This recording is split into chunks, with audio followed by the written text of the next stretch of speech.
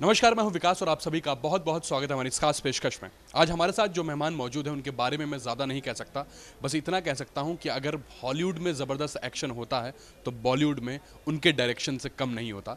अब्बास मस्तान इस वक्त हमारे साथ मौजूद हैं। बहुत बहुत स्वागत है न्यूज़ नेशन में। Thank you.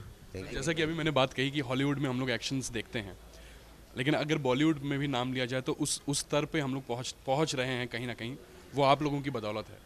तो ये जो एक्शन है सर, कैसे जहन में आता है कि इस तरीके का किया जाए कि वो थोड़ा सा लार्जर देन लाइफ बनता नजर आए। नहीं, एक बात है कि जो हॉलीवुड कर रही है तो हम लोग यहाँ क्यों नहीं कर सकते। हम लोग भी कर सकते हैं और हमारी पिक्चर भी ऐसी बननी चाहिए। तो उनसे बहुत अच्छी हमारे वहाँ एक बात है, जो इमोशन है, इंडियन इमोशन जो हमारे हाथ में है, वो हमारी प्लस पॉइंट है अपने हिंदुस्तान की। तो वो इमोशन जो है वो हमको इतनी काम में आती है। हमारी जो पूरी यहाँ की जो इंडियंस लोग हैं, उन लोग इमोशन में बहुत है। जैसे मदर फादर, भाई बहन, बेटा, यानी एक एक फैमिली में जो इमोशन है। तो हम लोग यहाँ पे कभी भी हम लोग फॉरेन गए हैं तो वो इमोशन उन लोग मिस करते हैं वहाँ पर। बोलते हैं जो हिंदुस्तान में इमोशन है वो कहीं भी नहीं है। तो और जो हम लोग पिक्चर बनाते हैं, जैसे आपने कहा कि थ्रिलर और ये, तो हम लोग को पहले से शौक था कि हम लोग ऐसे थ्रिलर फॉर्मेट की पिक्चर बनाएं। वो हम लोग विजय आनंद साहब के बहुत बड़े फ़ैन थे और हम लोग वहीं से लाइक करते कि थ्रिलर पिक्चर कैसे बनानी चाहिए और कितना उसमें इंटरेस्ट होना चाहिए कि आगे क्या होगा, आगे क्या होगा, कैसे होगा।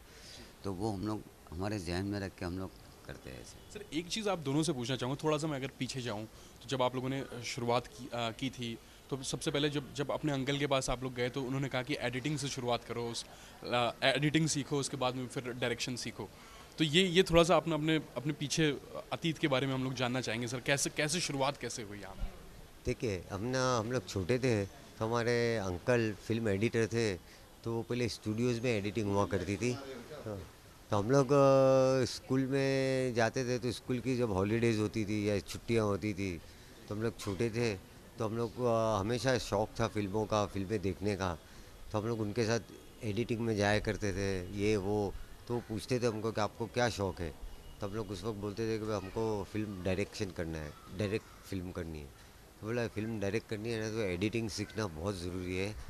तो आप जब भी फुर्सत हो, जब भी हो, तो आप मेरे साथ रहिए और यू स्टार्ट लर्निंग अपना एडिटिंग।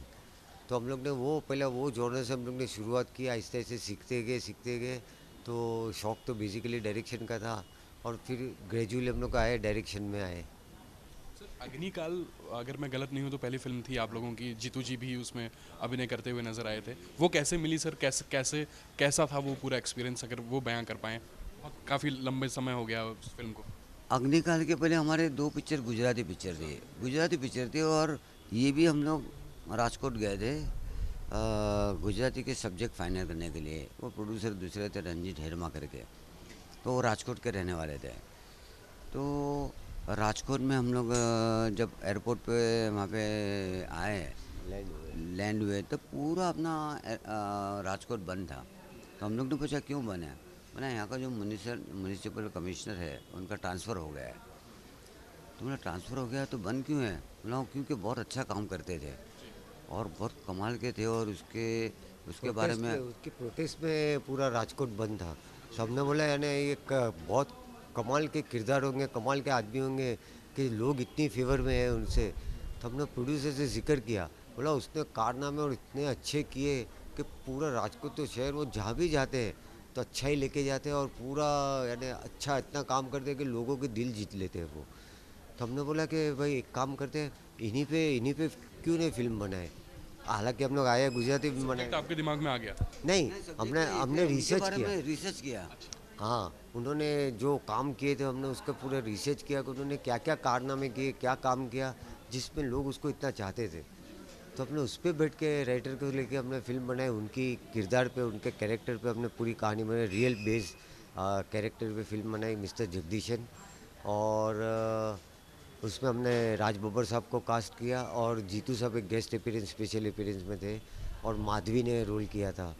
तो ऐसे शुरुआत की वो हमारी पहली फिल्म थी, हिंदी फिल्म, जो रियल इशू रियल बेस और रियल कैरेक्टर पे, किरदार पे कहानी थी।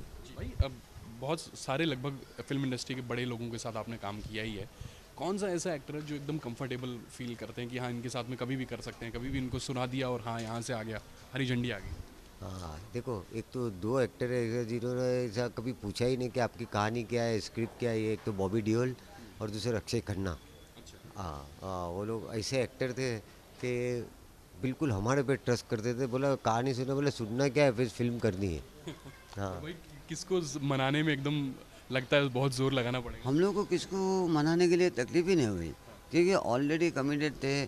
खिलाड़ी के अंदर अक्षय कुमार थे, शाहरुख खान थे, सलमान खान थे, यानी कन्विंस करने की ज़रूरत पड़ी नहीं, तो क्योंकि कहानी कंप्लीट कहानी लेके जाती है तो एक्टर अपने आप कन्विंस हो ही जाता है कि अगर कहानी पसंद आई तो। जी। और अब वैसे मैं दर्शकों को बता दूं, इतने साल बीत गए, अब पर्दे पर जो है मशीन के ज़रिए एक बेटा भी जो है वो स्टार स्टार बनने की कह सकते हैं कि उम्मीद में है, और लोग काफ़ी पसंद कर रहे हैं प्रोमो भी मशीन की। तो बेटे को क्यों, क्या क्या सोचा कि हाँ मशीन से ही उसकी शुरुआत की जाए? देखिए मशीन ऐसा हम लोग ने पहले सोचा ही नहीं था। मशीन में हम लोग सब्जेक्ट बना रहे थे तो ऐसा ही सोचा था कि इसके बिल्कुल न्यू स्टार कास्ट करेंगे हम लोग, क्योंकि किसी भी एक्टर की इमेज नहीं चाहिए। हम लोग कोई भी नॉन एक्टर लेना ही नहीं चाहते थे पहले से। ऐसा लग रहा था कि कोई नया स्टार हो और वो काम करे। लेकिन मुस्तफ़ा उस वक्त हमारे साथ एसिस्टेंट में ही था। Players race two Kapil Sharma की पिक्चर में हम लोग के साथ एसिस्टेंट में था, तो वो भी साथ में इन्वॉल्व रहता था मशीन के अंदर ड्यूरिंग नरेशन और ड्यूरिंग राइटिंग वर्क। तब हम लोग ने उसके लिए सोचा नहीं। उसके बाद एक दिन ऐसा हुआ कि जब नया लड़का ढूंढने लगे तो हमारे छोटे भाई हुसैन भाई है जो हमारे एडिटर है, उनका बेटा है जैनुल। उसने आके कहा कि आप लोग पिक्चर बना रहे, ये नया लड़का ढूंढ रहे, तो मुस्तफ़ा के लिए क्यों नहीं सोचते आप लोग? मुस्तफ़ा घर का है और कमाल लग रहा है, और बस हम लोग अमेरिका में थे तो शॉर्ट फिल्में भी बनाई थी, और उसको अंदर से एक्टिंग का शौक़ भी है। तो हम लोग उस वक्त तो जैनुल सोचा नहीं को था? भी जवाब नहीं, हम मैंने लोग ने बिल्कुल पहले सोचा भी नहीं था। सोचा नहीं था, हम लोग ने जवाब भी नहीं दिया जैनुल को। और हम लोग मैंने ने पूछा कि भाई ये मुस्तफ़ा की नॉलेज में है तू जो बात कर रहा है हमसे? बोला नहीं, उसकी नॉलेज में बिल्कुल नहीं है। मैंने आपसे जिक्र किया, आप हो ओके बोलते करते तो आप ही उसको बोलिएगा, अगर मेरा सजेशन है। तो हमको बहुत अच्छा लगा। तो क्या है, एक डायरेक्शन डिपार्टमेंट में जब राइटिंग में पूरी स्क्रिप्ट में था, तो हमने तो सब लोग रीडिंग भी करते हैं, स्क्रिप्ट रीडिंग। तो हमने बोला चलो एक मुस्तफ़ा से स्क्रिप्ट रीडिंग लेते हैं स्टार्ट टू एंड मशीन की। तो हमने अभी वो माइंड सेट से देखा, वो अंदाज से देखा, परसेप्शन से देखा कि अभी रीडिंग करते हो, रीडिंग में क्या होता है, फ्लैट नहीं होती है रीडिंग। तो उसमें इनेक्ट करना पड़ता है, ये कैसा बोलते हैं डायलॉग। ड्रामा है तो ड्रामेटिक बोलना पड़ता है, रोमांस है तो प्यार से बोलना पड़ता है, दूसरे किरदारों के डायलॉग भी परफॉर्म करके बोलना पड़ता है। तो हमने नरेशन ली, और हमने नरेशन के बजाय ये देखा कि ये सीन को कैसे इनेक्ट कर रहे हैं, परफॉर्म कर रहे हैं। तो वहाँ देख के हमको पूरा कॉन्फिडेंस आया, और हमने वहाँ न्यूज़ ब्रेक किया मुस्तफ़ा को कि Mustafa if you are interested तू कर ले ये फिल्म।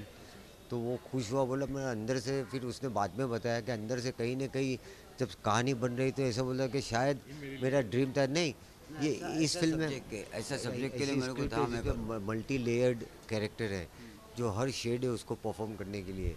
तो ये ऐसी कहानी से मुझे अगर मुझे मिलती है तो मेरी बहुत खुश नसीबी होगी। लेकिन उसने कभी जाहिर नहीं किया था हमको, और लकीली उसके ही हाथ में आई ये फिल्म। तो बस उसके बाद ओके हुआ, और फिर ऑन हो नहीं गया, ऑन बोर्ड। उन्होंने फिर हम लोग ने कहा कि एक काम करो तुम, एक उसने खुद ने ही कहा कि मैं दिल्ली जाऊंगा, और एक एन के शर्मा करके है दिल्ली में एनएसजी के, मैं वहाँ जाके 6 महीना सीख के आऊँ, और मेरे को अच्छा ऐसा लगेगा, क्योंकि एक्टिंग वो सिखाते नहीं थे, लेकिन वो कमाल कुछ ऐसा 6 महीने में एक एक एक चेंज कर डालते, शेप दे देते, किसी को कॉन्फिडेंस देते, या क्या करते हो एक्टिंग नहीं सिखाते। आफ्टर 6 महीने के बाद मुस्तफ़ा जब आया तो उसमें कॉन्फिडेंस और कमाल उसका बातचीत बोलने का तरीका और कॉन्फिडेंस, तो हम लोग को लगा कमाल है। फिर मुस्तफ़ा ने, हम लोग ने कहा कि हम लोग ने आज तक किसी भी एक्टर का ऑडिशन किया नहीं है, जी। मगर तू घर का है तो हम लोग ऐसे ही तेरे को शूटिंग में डायरेक्ट नहीं लेके जाएंगे, तो अपने एक छोटा सा ऑडिशन करके देगा, शो रील बना। शो रील बना, तो अपने आप जा, तू कहीं भी जा, और तेरे फ्रेंड सर्कल में कहीं भी तो शो रील बना के लेके आ, हम लोग देखना चाहेंगे। तो मशीन के जो सीक्वेंस थे उसमें से ही मुस्तफ़ा ने रील बनाई। कुछ शो रील बनाई। वो शो रील बनाए तो हम लोग को बहुत कॉन्फिडेंस आया और हम लोग को कमाल लगा। तो हम लोग को कमाल लगा, बोले ये तो कमाल कर लेगा लगता है। और जब पिक्चर में शूटिंग के दरमियान वन वन शॉट में एक एक सीन किए, जब हमने 5-6 पेज के सीन ऐसा लगा मैनेज करके नहीं करना है, वन वन शॉट में मुस्तफ़ा ने एक एक सीन किए, तो रियली कि एज ए फादरली या एज ए अंकल मैं ऐसा कुछ भी नहीं बोलूँगा, लेकिन माशाल्लाह टचवुड बहुत अच्छा किया। चलिए, बहुत बहुत शुक्रिया हमसे बात करने के, थैंक यू सो मच। क्योंकि भाई ऑडियंस को प्रोमो बहुत अच्छा लग रहा है और इंशाल्लाह जब जब लोग देखेंगे तो पसंद करें, जैसे कि आप दोनों की जोड़ियों को पसंद किया है ऑडियंस ने, वैसे ही लोग पसंद करें, ऐसे शुभकामनाएं देते हैं न्यूज़ तो नेशन। भाई हम लोग भी लोगों से कहना चाहें कि 17 मार्च 17 मार्च को फिल्म रिलीज़ है। रोमांटिक थ्रिलर है, हमारे जॉनर की फिल्म है। यंगस्टर्स को पसंद आएगी, फैमिली को पसंद आएगी, ज़रूर जाके थिएटर में फिल्म देखें। चलिए, बहुत बहुत शुक्रिया हमसे बात करने के लिए। उम्मीद है हमारी ये खास पेशकश आप सभी को भी बहुत पसंद आई होगी। आप कहीं मत जाइए, देखते रहिए न्यूज़ नेशन।